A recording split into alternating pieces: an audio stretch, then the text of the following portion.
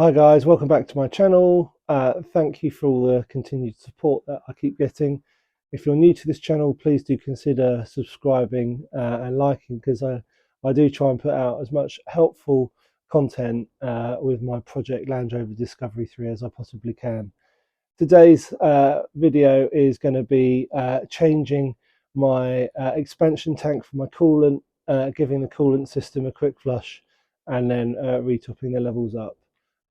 My dad very kindly got me a new expansion tank for my birthday. I think he got it from Amazon. I believe it was around £20. I'll put the link in my description, as it comes complete with the sensor. It looks near as damn it as close to the one that's in there at the moment, but the one that's in there at the moment, I just can't read the levels. It's just so dirty. So I'm going to get cracking, put a nice brand new one in, clean the system out, and top the system back up. So let's go.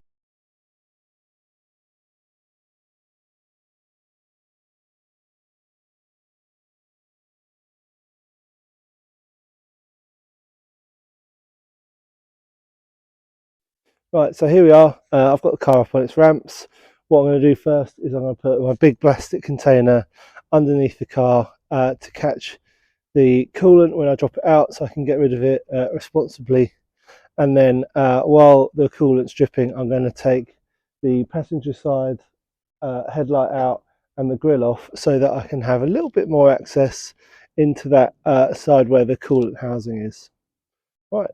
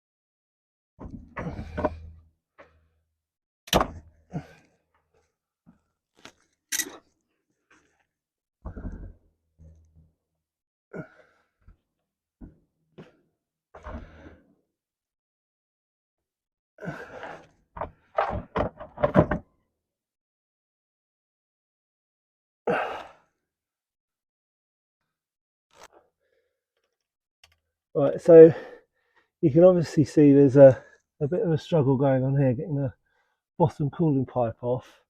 What I'm going to do is I'm going to get a little screwdriver just to put up the side of this unit, see if I can break the seal a little bit. I can see some dribbles of coolant coming out, so we're nearly there, but I just want to make my life a little bit easier. Alright, so it was a bit of a fight, but I got it off in the end. I made a bit of a mess, but I think I've caught the most of it. Hooray. Right, now what I'm going to do is start, while that's dripping away, start undoing the bits at the top. Now that's draining off, I've got the front of the car off. Just looking at the state of that coolant, it's like a brown, not a red anymore, not a pink anymore. I'm gonna go and grab my hose pipe. I'm gonna let that I'm gonna put the hose pipe into the coolant, the old coolant reservoir. I'm just gonna let that flush through for a little while. Normally I would only use purified water with like a coolant flush additive in it, but it's my intention to change the water pump on this very shortly, along with the oil pump. So I'm not too worried about chlorinated water going in there for the short term. And then I'm going to be changing the coolant as well, because obviously when you take your water pump out, all your coolant comes out. So let's crack on and do that.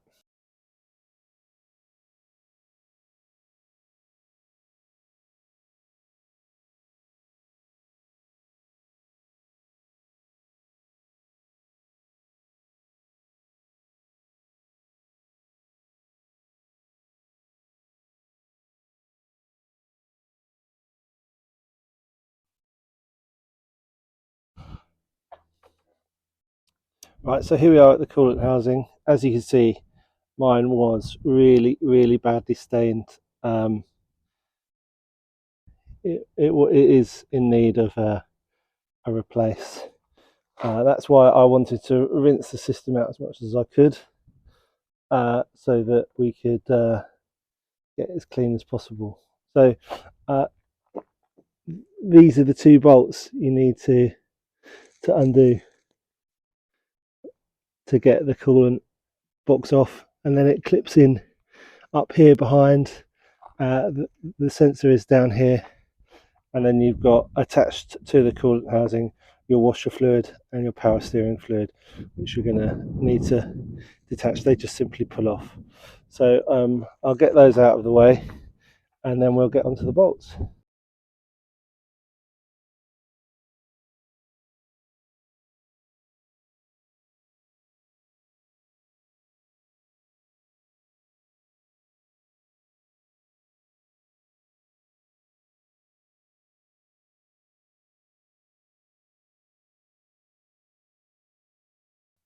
Right, so I've got the two bolts off, the top inlet pipe off, and I've managed to move it away from the bottom bracket. However, the bottom coolant pipe is still in place. It's quite tight, so I'm just going to nip to the garage very quickly. I'm going to get some really long nose pliers and see if I can get that clip off.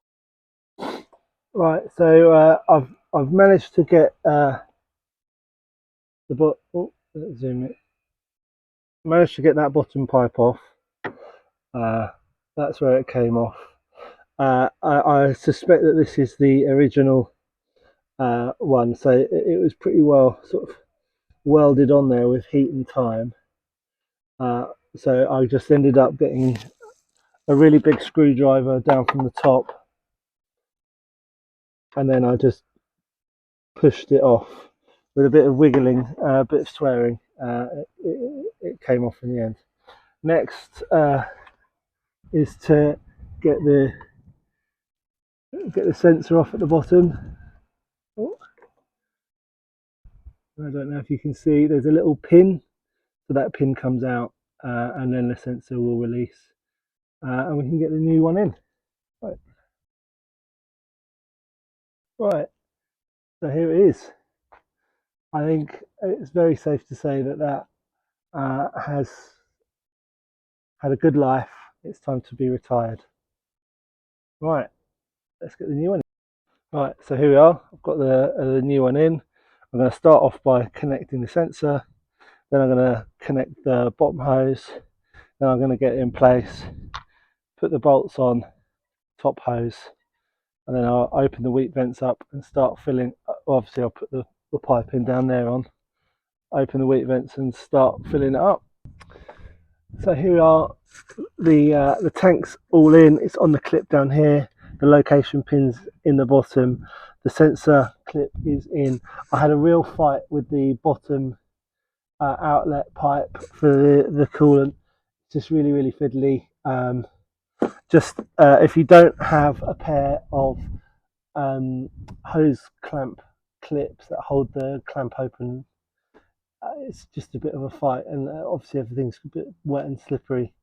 But once that was on, it was fine. I then relocated it. I've put the power steering fluid well back in place. I've put the washer fluid hose back in, and now I'm just going to fill it up. Oh, I have also done the clip underneath. It was quite easy. Right, right. I've got my coolant. I've got my funnel. Just going to start filling it up until I see it coming out of the bleed screws.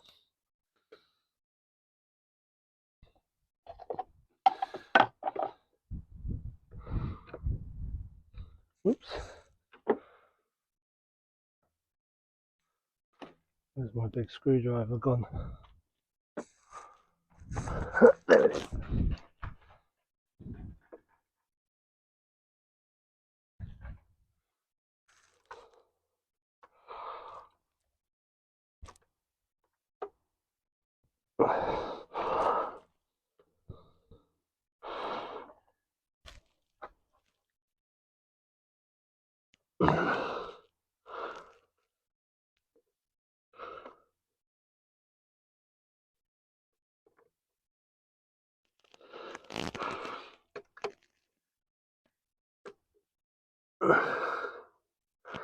There we go, that's the bleed screws off. Funnel back in and premix coolant.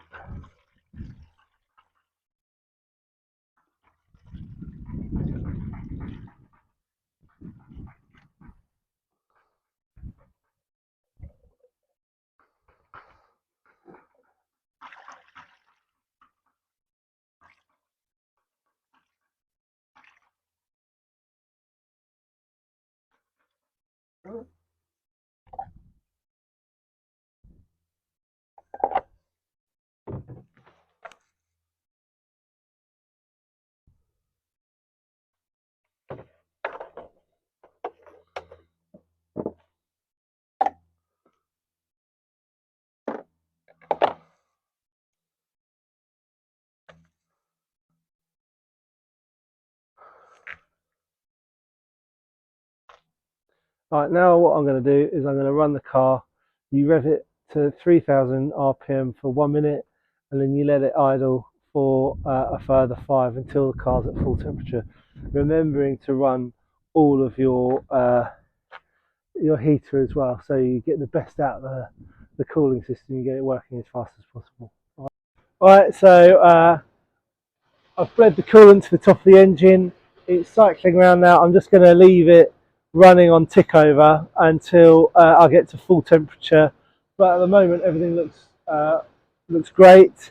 So what I'm going to do now is just start tidying up, get everything back in, apart from the headlight, which I'm not going to put in till I've turned the power off, and then tidy my tools away, and that should be a wrap.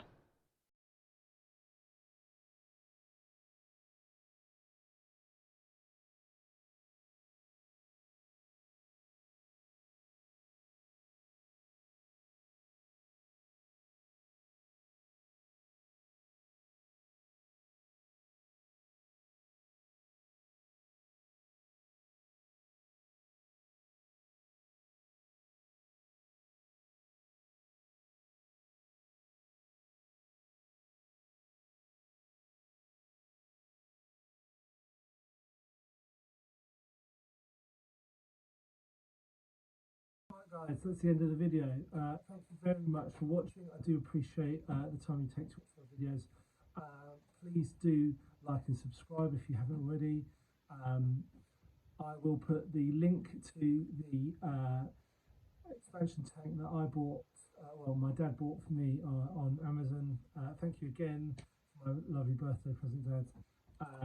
One thing I will note is the expansion tank comes with 140 kPa pressure rating on the lid, whereas the original Land Rover lid is pressure rated to 110.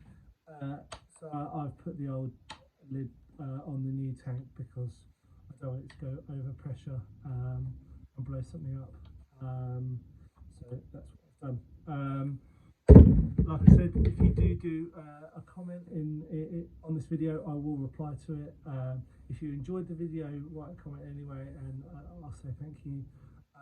If you have any questions, please ask. I'll do my best to ask. I can't recommend enough joining. If you've got a Land Rover Discovery and it's a project or you're self-maintaining it, do use the Facebook groups for these vehicles. There is a wealth of knowledge and people who are always willing to help and willing to give up their advice.